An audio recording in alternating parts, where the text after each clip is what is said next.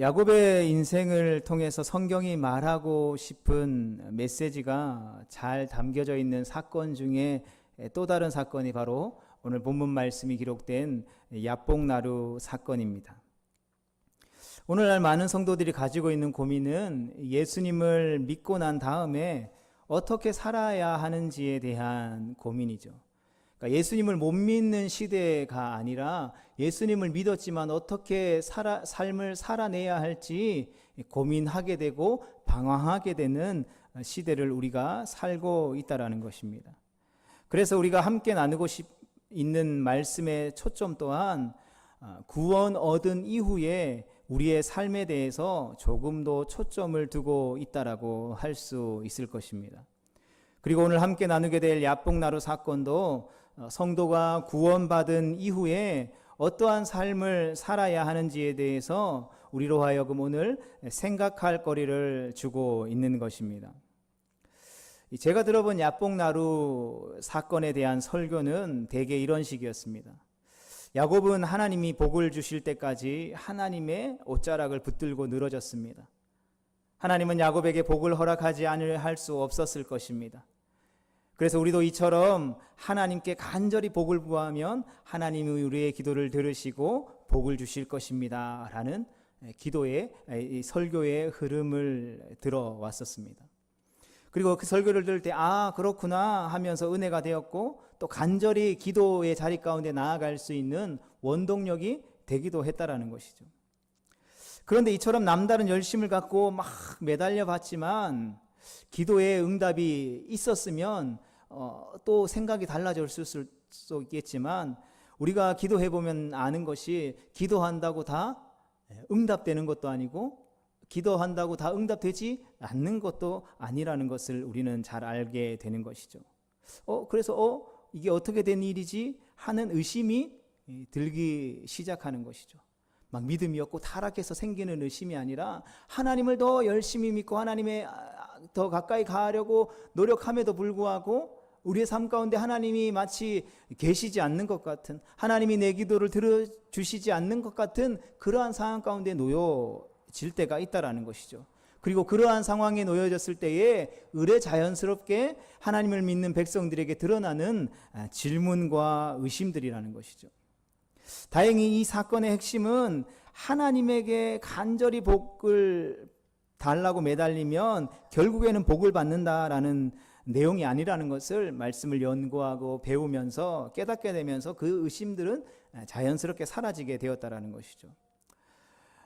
그렇다면 그 앞에 말씀했던 예전에 들었던 이 야복나루 사건의 설교가 무조건 잘못됐다, 틀렸다라고 이야기하려는 것은 아니라는 것을 우리는 기억해야 합니다. 그것은 어떤 면에서 좋은 설교일 수 있지만 이 야복나루 사건이 가지고 있는 사건의 핵심을 제대로 정확하게 짚어낸 설교라고 하기에는 조금 부족함이 있을 수 있다는 것이죠. 그렇다면 야복나루 사건이 우리에게 말하고자 하는 바는 무엇일까요? 이것은 어떤 사건이기에 야곱의 인생에 있어서 중대한 사건으로 자리 잡게 되었을까요? 그러니까 이 사건에서 우리가 눈여겨보아야 할 부분들은 이것입니다. 야곱은 이 형 에서를 만나는 일이 두려워서 전 재산과 가족들을 1차, 2차, 3차, 4차 여러 때로 나눠서 앞서 보낸 후에 홀로 남게 되는 것이죠. 그리고 그때 어떤 사람이 나타나 야곱을 붙잡고 씨름합니다. 그래서 24절 말씀에 보면 죄송한데 혹시 거기 하얀색 조그만한 그게 안 꽂혀 있어서 지금 이게 안 되는 것 같은데 24절 말씀 같이 한번 읽어보겠습니다. 시작. 야곱은 홀로 남았더니 어떤 사람이 날이 새도록 야곱과 씨름하다가 라고 되어 있습니다. 우리는 쉽게 넘겨주세요. 이 씨름이 기도일 것이다 라고 생각합니다. 야곱이 하나님의 사자를 붙잡고 당신이 내게 축복하지 않으면 가게 하지 아니하겠다라고 26절에서 간청한 그 내용들을 우리가 마주하다 보니까 그렇게 속단하게 되더라는 것이죠. 그렇게 본다면 이 사건은 야곱이 하나님에게 매달려서 복을 달라고 간절히 기도했더니 결국 복을 받아냈다라는 메시지로 요약될 수 있겠죠. 근데 흔히 생각하듯 이 씨름이 과연 기도일까요? 여러분, 이 씨름이 기도라면 누가 이 씨름을 시작해야 하는 것이 맞을까요? 야곱입니까? 하나님입니까? 야곱이어야 말이 된다라는 것이죠. 그런데 24절 말씀에도 보듯이 이 씨름을 시작한 것은 야곱이 아니라 어떤 사람이라는 것이죠. 그러니까 어떤 사람, 즉 하나님의 사자가 야곱을 향하여서 씨름을 걸어왔다라는 것입니다. 또 이 씨름의 승부가 누구에 의해서 판가름 나는가를 보면 야곱에게 씨름을 걸었던 사람은 날이 새도록 씨름을 했지만 자기가 야곱을 이기지 못하자 야곱의 허벅지 관절을 치게 됩니다. 씨름을 걸었던 사람은 자기 쪽이 지게 될 것이 뻔하자 야곱을 떠나려고 했다라는 것이죠. 그러니까 이런 사실을 미루어서 이 사건은 야곱이 하나님에게 나에게 기도의 제목이 있어서 그 기도의 제목들을 가지고 길을 쓰고 매달렸더니 하나님이 결국 그 길을 쓰는 야곱의 애씀을 기뻐하시고 결국 복을 줄 수밖에 없었다라는 것을 이야기하는 것이 아니다라는 것을 우리는 알 수 있다라는 것이죠. 오히려 이 사건은 야곱에게 요구할 것이 있었던 하나님이 그에게 싸움을 걸었지만 일이 의도대로 풀리지 않자 안 되겠다라는 판정을 내리시고 야곱을 떠나가려고 했던 사건이다라고 보는 편이 더 타당하다라는 것이죠. 야곱은 자기와 씨름하던 사람이 이제 가려고 하자 당신이 내게 축복하지 아니하면 가게 하지 아니하겠나이다 라고 26절에서 말하면서 그렇게 그를 붙잡게 되죠. 씨름을 걸었던 사람이 이제 야곱을 놔두고 가려고 하는데 왜 야곱은 그 사람을 붙잡았을까요?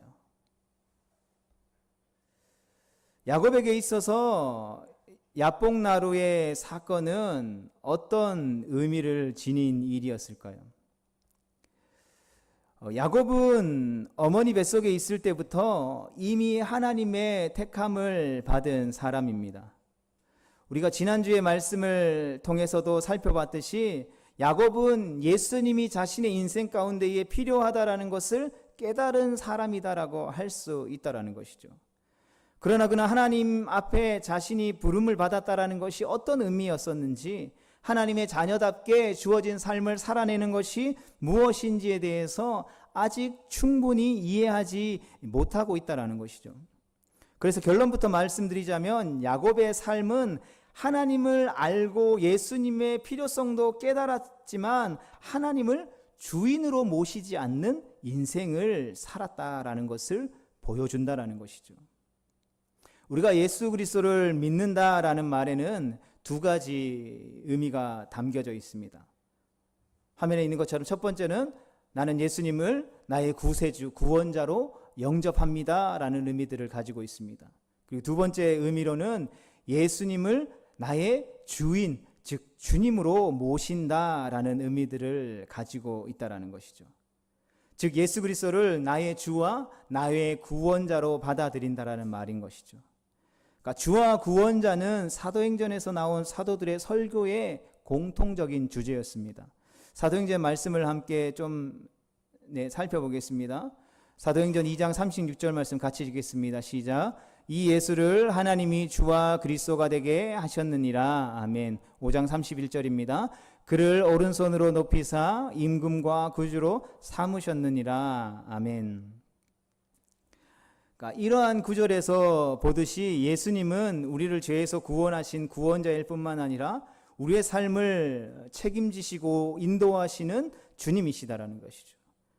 그러니까 예수님을 구원자로 영접하는 일은 어찌 보면 간단하진 않지만 또 다른 면으로는 간단한 것 같습니다. 우리를 죄에서 구원하신 분으로 예수님을 영접하기만 하면, 받아들이기만 하면, 내 입술을 통해서 고백하기만 하면 되기 때문인 것이죠. 그런데 반면에 예수님을 나의 주인, 삶의 주인, 주님으로 모시는 일은 그리 간단하지 않다라는 것이죠. 나의 삶의 전 생애가 걸린 문제라는 것이죠. 많은 성도들이 예수 그리스도로 말미암아 구원을 얻는다라는 점에는 동의하면서도 여전히 내 인생은 내 것이다, 자기 인생의 주인이 자기라고 생각해서 하나님에게 이래라 저래라 하면서 살고 싶어 한다라는 것이죠. 오늘 젊은 요즘 세대들 사이에서 MBTI 하면서 자기의 성격이 이렇다 저렇다 이렇게 이야기하고 또 그것들을 즐겨 말하는 부분들이 많습니다. 너 T야 F야 이런 표현들이 있거든요. 그래서 젊은 사람들 사이에서 이렇게 야, 너 이렇게 저렇게 해야 되는 거 아니야? 라고 이야기하면 젊은 친구들 사이에 돌아오는 대답이 무엇입니까? 나는 T야. 나는 F야. 나는 원래 그래. 그러니까 날 고치려고 하지만 나는 그냥 이대로 살 거야. 라는 이 개인주의적인 성향이 굉장히 매우 짙어진 것을 보게 되는 것이죠. 이런 태도는 야곱의 생애 곳곳에서 드러나는데 특히 극적으로 드러난 사건이 바로 야복나루 사건이라는 것이죠.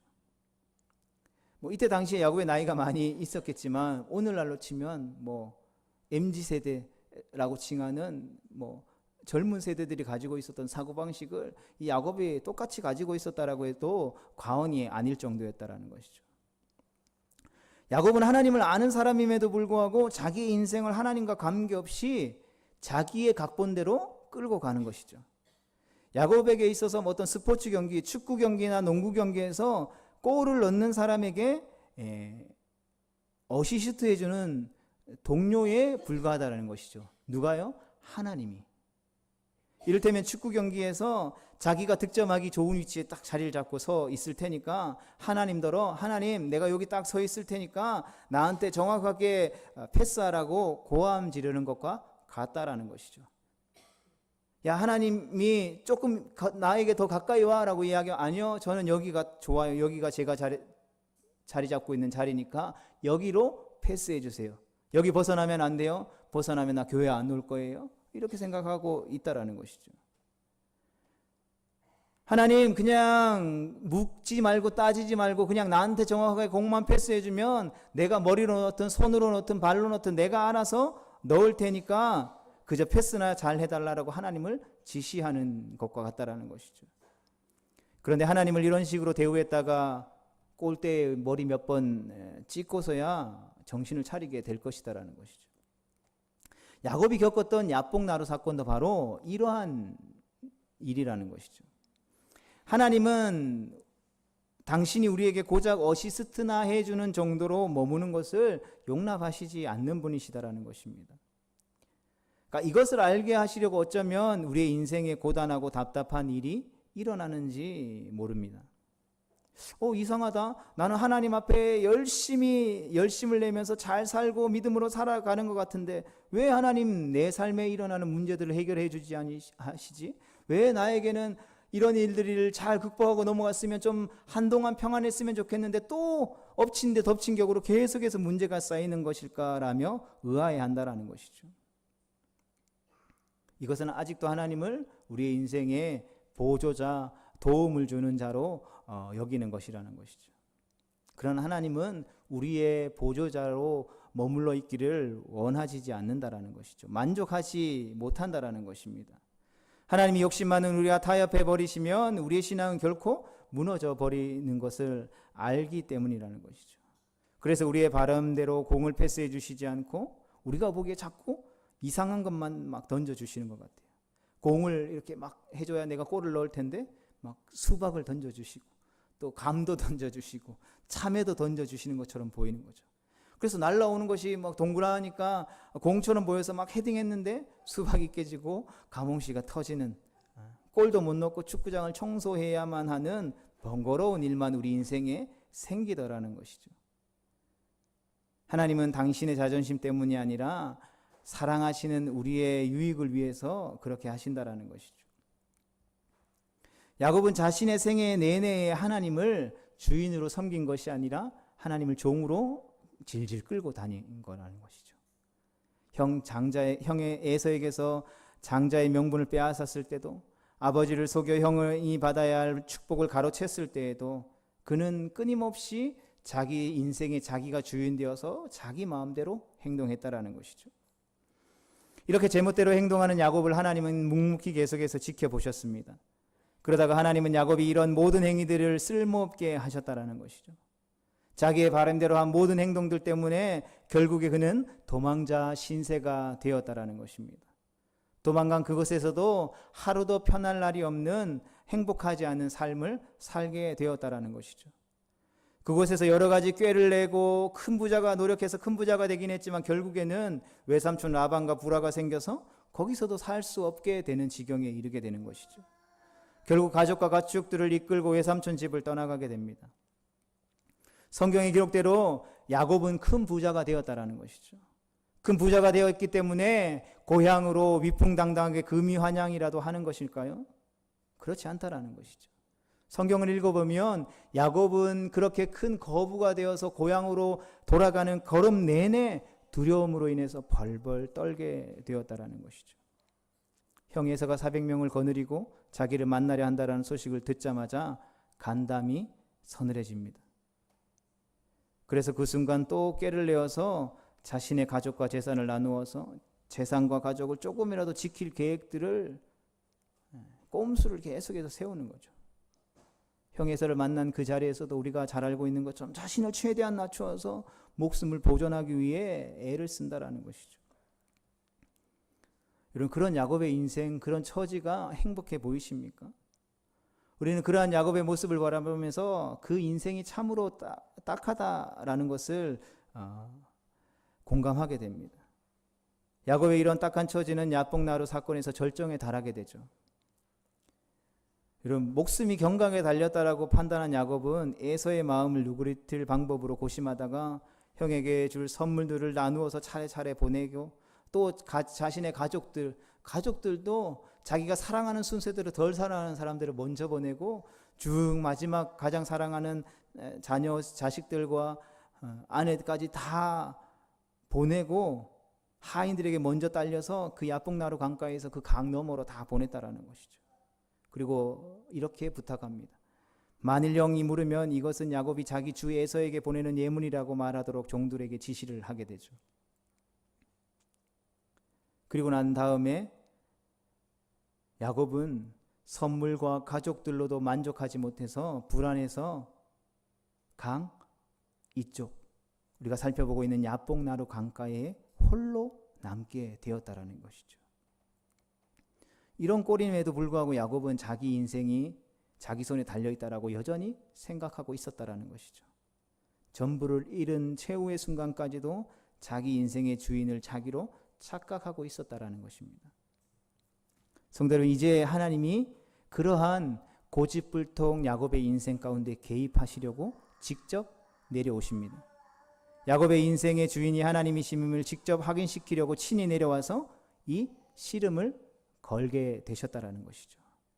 그럼에도 끝까지 야곱은 어떠한 모습을 취합니까? 자신이 할 수 있는 최선의 방법을 동원해서 버티는 거죠. 그러자 하나님이 어떻게 하십니까? 최후의 선언을 하십니다. 마치 이래도 너는 끝까지 지지 않고 내 마음대로 하고 싶어 하는구나. 그럼 어디 너 혼자 잘 살아봐라 라고 한 후에 떠나가시려고 하시는 것입니다. 이것이 본문 25절 말씀입니다. 우리 화면을 같이 보도록 하겠습니다. 시작. 자기가 야곱을 이기지 못함을 보고 그가 야곱의 허벅지 관절을 치매 야곱의 허벅지 관절이 그 사람과 씨름할 때에 어긋났더라. 아멘. 이렇게 하나님이 몸소 찾아오셨음에도 불구하고 인간은 쉽게 항복하지 않더라는 이야기가 바로 오늘 야복나루 사건이라는 것이죠. 하나님의 사자가 자기가 야곱을 이길 수 없음을 알고는 야곱의 허벅지 관절을 칩니다. 내가 떠나면 넌 끝이야 라는 최후의 경고가 내려진 것이죠. 그제야 야곱이 깨닫게 되는 것이죠. 이게 뭔가 잘못되었구나. 내가 이렇게 하는 것이 뭔가 잘못하고 있는 행동이구라는 걸 깨달았다라는 것이죠. 그것을 깨달은 야곱은 마침내 하나님 앞에 무릎을 꿇은 것이죠. 자기의 인생의 주인이 자신이 아니라 하나님이시라는 사실들을 알게 되고 그 하나님을 다시금 다른 의미와 의도를 가지고 붙잡게 되는 것입니다. 그렇다면 본문 26절에 나오는 야곱의 말의 뜻은 무엇일까요? 우리는 이 말을 되게 야 봐라 야곱이 이렇게 간청하고 예언했더니 마침내 하나님이 주시는 그 복을 받아내지 않았니? 라고 하는 의미로 읽고는 이 사건을 끈질긴 기도로 얻어낸 복이라는 교훈으로 성급하게 마무리해 버리게 된다라는 것이죠. 그러나 야곱의 말은 결코 그런 의미가 아니었습니다. 우리 화면 넘겨주시겠어요? 이 말은 바로 야곱의 항복 선언이라는 것이죠. 성도 여러분, 드디어 야곱이 하나님 앞에 항복하는 자리에 이르게 된 것입니다. 하나님의 마지막 경고를 듣고 비로소 하나님께 도움을 요청하면서 하나님을 붙잡는 것이죠. 자기 인생의 주인이 자기가 아니라 하나님이심을 진정으로 깨달았다라는 것이죠. 바라기는 동일한 은혜가 우리 모두에게 있기를 축복합니다. 성도 여러분, 그러한 항복의 자리 가운데 하나님이 야곱을 향하여서 물으시죠. 내 이름이 무엇이냐? 여러분, 이 질문은 야곱의 인생의 본질을 꿰뚫는 질문이다라고 할 수 있는 것입니다. 여러분, 야곱의 이름의 뜻이 무엇입니까? 약탈자죠. 사기꾼, 강도, 그러한 뜻이 담겨져 있는 것입니다. 하나님이 야곱에게 확실히 해 두시려는 것은 바로 이것입니다. 야, 너는 약탈자인데 왜 복을 달라고 구하느냐라는 것이죠. 약탈자, 즉 강도는 남에게 부탁하는 자가 아니지 않아? 라는 말씀을 야곱에게 해주는 것이죠. 실제로 강도는 남에게 부탁하지 않죠. 어디 들어가서 제가 돈이 필요하고 돈을 훔치러 왔으니까 저에게 돈을 주세요라고 이야기하지 않잖아요. 들어가서 주인 몰래 막무가내 주인을 위협하며 빼앗아가는 자가 강도라는 것이죠. 야곱이 이제까지 살아왔던 인생이 그러한 인생이었다라는 것이죠. 자기의 인생이 자기 것이라는 생각들을 가지고 자기가 하고 싶은 대로 끊임없이 닥치는 대로 빼앗고 약탈하고 그것들로 인해서 도망갔던 인생을 살았던 인생이 바로 야곱의 인생이라는 것이죠. 야곱은 하나님을 알았지만 자기 인생을 하나님이 인도해 주시기를 구하지 못했다는 것이죠. 그는 오히려 약탈자 강도처럼 자신이 원하는 것을 힘으로 얻어내는 자였습니다. 너는 애원하는 자가 아니라 원하는 것이 있다면 스스로 빼앗아야 직성이 풀리는 사람이 아냐? 라는 의미를 담아서 하나님은 야곱의 이름을 물으셨다라는 것입니다. 그리고 이러한 물음 앞에 야곱은 나는 약탈자입니다. 나는 강도입니다. 라는 고백을 하고 있는 셈이라는 것이죠. 우리가 예수님을 만나고 나면 간증이라는 것을 하게 됩니다. 그런데 간증이라는 것이 가만히 보면 여러 가지 간증이 있겠지만 내가 예수님을 만났습니다라는 그 간증들을 할 때 보면 대개의 간증들은 내가 얼마나 나쁘고 못된 사람인지를 이야기하는 것이 바로 간증이라는 것이죠. 그래서 내가 옛날에 누구를 때렸습니다. 또 물건을 훔쳤습니다. 나쁜 짓을 했습니다. 차마 입에 담을 수 없는 범행의 현장을 낱낱이 묘사하고 있는데도 그 이야기를 듣는 사람들이 막 혐오스러워하거나 막 듣기 싫어하거나 불편해하지 않는다라는 것이죠. 이를 듣는 사람들은 중간에 막 아멘하기도 하고 막 박수치기도 하고 웃기도 하고 때로는 울기도 하면서 이상한 반응을 보인다라는 것이죠. 그래서 그러한 간증의 자리에 처음 나가는 사람들이 드는 생각이 이 사람들 제정신이 아니구나라는 생각들을 하게 된다는 것이죠.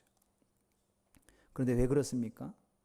간증하는 사람이 이미 회개하고 죄를 용서받았다라는 것을 우리는 알고 있기 때문에, 그리고 그 과정들을 듣고 있는 회중들 대부분이 동일한 과정을 겪어왔기 때문일 것입니다. 야복나루 사건에서 야곱이 자기 이름 곧 약탈자로 살았던 자기 인생을 이야기하는 것이 바로 이와 같은 것이라는 것이죠. 그리고 이런 고백을 한 야곱에게 어떠한 축복이 내려집니까? 그것은 바로 그의 이름이 바뀌는 복이라는 것이죠. 야곱에서 이스라엘로 그의 이름이 바뀌게 된 것입니다. 이스라엘의 이름의 뜻은 하나님과 겨루어 이겼다라는 것이죠. 약탈자 강도에서 하나님과 겨루어 이긴 사람이 이긴 사람으로 바뀌었다라는 것입니다. 그럼 하나님과 겨루어 이겼다라는 것은 과연 무슨 뜻일까요? 야곱은 하나님을 손쉽게 이긴 것이 아니죠. 그는 허벅지 관절이 부러지는 아픔을 겪었다라는 것이죠. 그냥 손쉽게 이긴 것이 아니라 야곱은 복을 받을 수도 이스라엘이라는 새 이름을 받을 수도 없었을 것입니다. 그렇다면 드디어 이겼다라는 뜻은 무슨 뜻일까요? 그것은 바로 그가 드디어 하나님과 더불어 사는 하나님의 사람으로 복을 얻어내는 일에 승리했다라는 뜻을 가지고 있다라는 것이죠. 그리고 야곱이 거둔 이 승리는 우리가 흔히 생각하는 것과 다른 차원의 승리를 의미한다라는 것이죠.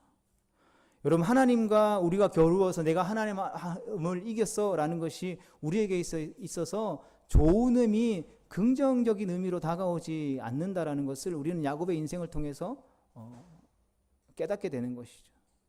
오히려 하나님과의 대결에서 어떻게 하는 것이 우리가 승리하는 길이겠습니까? 내 삶의 주인이 내가 아니라는 것을 깨닫고 하나님이 나의 삶의 주인 되어 주시기를 항복하고 선언하고 하나님 앞에 두 손 들고 나아가는 것이 역설적으로 승리하는 길이라는 것이죠. 마치 예수님이 십자가에서 못 박혀 죽으심으로 말미암아 모든 사단의 권세가 우리가 승리했구나 라고 생각하는 그때에 그 십자가의 사건들을 통하여서 죄와 사망의 권세를 이기시고 예수님이 승리하셨다라는 그 세상이 알 수도 없는 그 역설적인 하나님의 나라의 법칙이라는 것이죠. 사랑하는 성도 여러분, 성경에서 가장 고집센 인물을 뽑으라고 한다면 당연히 야곱일 것입니다. 우리 같으면 야곱보다 조금 더 빨리 항복했을 것이다라고 생각할 것입니다. 고집불통 대명사인 야곱마저도 하나님이 마침내 항복시키더라는 이야기가 바로 야복나루 사건이라는 것이죠. 그러니 우리는 더 말할 것도 없다라는 것이죠. 야곱을 야복나루에 세우시고야만은 하나님, 마침내 야곱을 항복시키고야만은 하나님을 우리는 이 사건에서 발견하고 마주하게 된다라는 것이죠. 관절을 맞고도 항복하지 않았다면 하나님이 포기하고 떠나가셨을까요? 그의 머리채를 몽땅 뽑아서라도 항복하게 하시지 않으셨을까요? 하나님은 포기하지 않으시고 마침내 야곱이 완전히 항복할 때까지 그렇게 하셨을 것입니다. 성도 여러분, 예수님을 믿어 받은 복이 바로 이러한 것입니다. 내가 좋은 직장에 취직했어, 좋은 차를 샀어, 좋은 더 넓은 평수의 집을 얻었어, 예쁜 배우자를 얻었어, 돈을 많이 벌었어, 주식이 팡팡 터졌어. 이게 예수님 믿고 나서 받은 복이 아니라는 것을 우리는 기억해야 되는 것이죠. 예수님을 믿어 받은 복은 하나님이 절대로 우리를 놓지 않는다라는 사실인 것입니다. 세상 끝날까지 우리와 함께 하신다라는 그 하나님의 존재 자체가 예수 믿는 사람들에게 있어서 진짜 복이라는 것이죠. 그렇지만 이 사실이 복이면서 동시에 경고입니다. 무슨 경고입니까? 하나님이 절대 그냥 넘어가시지 않는다라는 것이죠. 우리에게도 마찬가지도 그렇게 하실 것이다라는 것이죠.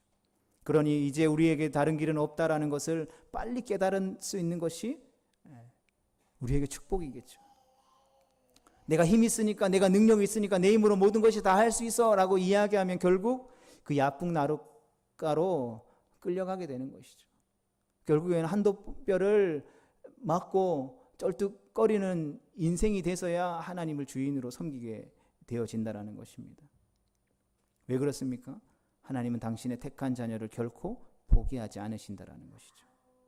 이 일을 잘 드러내주는 가장 큰 증거가 무엇입니까? 그것은 바로 하나님께서 독생자 예수 그리스도를 갈보리 십자가에 못 박아 죽이기까지 우리를 어떻게 하셨다고요? 사랑하셨다라는 것이죠. 여러분, 자신의 아들을 죽임으로 인해서 누군가를 살리는 그 아버지의 지독한 열심을 우리가 헤아릴 수 있을까요? 이런 하나님이 우리의 다리 하나쯤 쩔뚝거린다고 눈 하나 깜짝 하시겠냐라는 것이죠. 자기 아들 예수 그리스도를 십자가에 매달고야만은 하나님이심임을 우리가 기억해야 되는 것이죠. 그리고 그러한 두렵고 떨림 앞에 우리는 서야 하는 것입니다. 공포를 조성하기 위해서 꺼낸 이야기가 아니라 여기에 하나님의 우리를 향하신 지독한 사랑에 대한 이야기가 담겨져 있기 때문이라는 것이죠. 기어코 이루고야 마시는 하나님의 우리를 향하신 맹렬한 열심에 대한 이야기가 바로 여기에 담겨져 있다는 것입니다. 그러하기에 하루라도 빨리 항복하는 것이 복된 인생을 살아가는 비결인 줄 믿습니다. 성도가 반드시 인정해야 할 내용이 있습니다. 그것은 바로 예수님을 믿는 자들에게 그러하기에 절망이 있을 수 없다라는 것이죠. 성도에게는 절망이라는 것이 있을 수 없습니다. 나는 이제 끝났네, 나는 소망이 없네, 나는 가망이 없네 라는 것이 있을 수 없다라는 것이죠. 하나님이 나 같은 인간까지 돌아보실까? 나같이 이러한 자에게까지 하나님이 관심을 가지실까? 이런 생각만큼 하나님을 모욕하는 발언은 생각은 없을 것입니다. 하나님 우리를 어떻게 사랑하셨다고요? 당신의 독생자 하나뿐인 사랑하는 아들을 십자가에 못 박아 죽이기까지 하신 하나님이시다라는 것이죠. 그러한 하나님이 용서하지 못할 죄가 있습니까? 받아주지 못할 죄인이 있겠습니까? 하나님 그 어떤 것을 감수하고라도 우리를 당신의 자녀답게 세워가시고 만들어서 마침내 그 영광의 자리에 이르게 하실 것입니다. 그 집념과 그 열심과 그 사랑을 가진 분이 바로 우리의 하나님이시라는 것이죠. 야복나루에선 야곱이 아니라 야복나루에 야곱을 세우시고야만은 하나님을 우리는 믿음의 눈으로 볼 수 있어야 하는 것이죠. 오늘도 우리를 야복나루에 부르셔서 당신의 거룩한 백성으로 세워가기를 원하시는 그 하나님을 바라볼 수 있어야 하는 것입니다. 우리가 이 하나님의 은혜와 사랑을 놀라운 열심을 안다면 우리가 어찌 하나님 앞에 감사하지 아니할 수 없고 하나님의 이름을 찬양하며 우리에게 행하신 놀라운 일들을 우리의 입술을 열어 하나님 앞에 고백하며 저 열방을 향하여서 외치지 않을 수 있겠습니까? 사랑하는 성도 여러분, 우리는 하나님을 주인으로 섬기며 사는 훈련을 기꺼이 받겠다고 결심해야 하는 자리로 초대받은 자들입니다. 우리의 구원자만이 아니라 우리의 삶의 주인이 되시기를 원하시는 하나님이 우리에게 찾아오셔서 오늘도 씨름을 걸어 오셨습니다. 이 씨름 앞에 우리는 어떠한 모습으로 서야 하겠습니까? 내 힘으로 아직 할 수 있다고 하나님이 필요 없다라고 하나님과 겨루어 싸워야겠습니까? 아니면 기꺼이 하나님의 그 씨름 앞에 항복함으로 하나님이 주인 되는 인생, 그러한 복된 인생을 살아야 하겠습니까? 바라기는 우리를 향하신 하나님의 그 놀라우신 열심과 사랑과 은혜 앞에 기꺼이 항복하는 인생, 그러한 복된 인생 되어질 수 있기를, 그러한 복된 은혜들로 우리에게 허락하신 새로운 한 주의 삶 또한 승리하는 우리 모두가 되어질 수 있기를 주님의 이름으로 축복합니다.